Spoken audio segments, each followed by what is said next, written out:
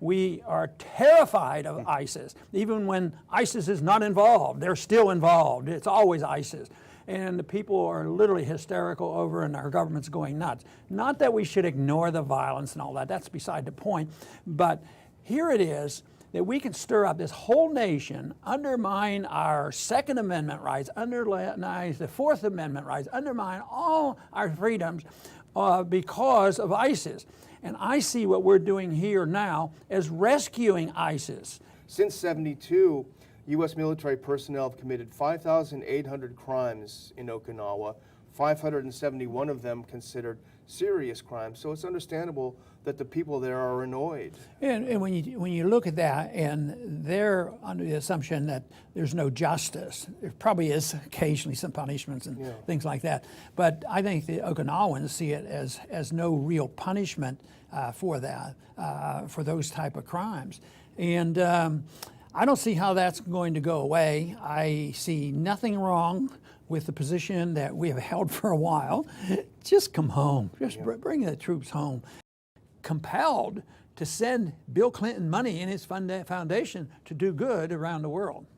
You know, what's interesting about it, as much as the content, which is fascinating, but is the fact that the mainstream media thus far has kept it at arm's length distance. You know, we talked just the other day about these 51 State Department employees who signed this little letter, and that was front page news, New York Times. But this, which appears to at least be massive foreign influence, while Clinton was Secretary of State, it's hardly being mentioned in the mainstream outlets. Maybe it's yet to break. Maybe we're ahead of the curve, but it really hasn't. Daniel is the executive director of the Institute for Peace and Prosperity, and that's been around now about 3 years and is doing very, very well. And they're going to hold a significant event, and Daniel would like to talk a little bit about that event, and if anybody's interested, maybe we'll see him at the event. Exactly. Well, it's Ron Paul's return to Washington, oh, sort of. We're holding on September 10th, the day before September 11th, in Washington, D.C., a conference on peace and prosperity 2016. You know, we're going to make the case for non-interventionism, for minding our own business, for ending the U.S. empire.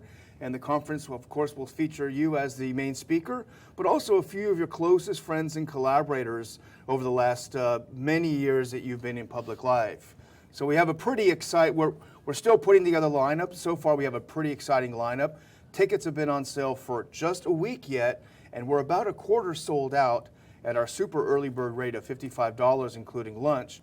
Anyone who's interested, you should sign up and get your tickets right away.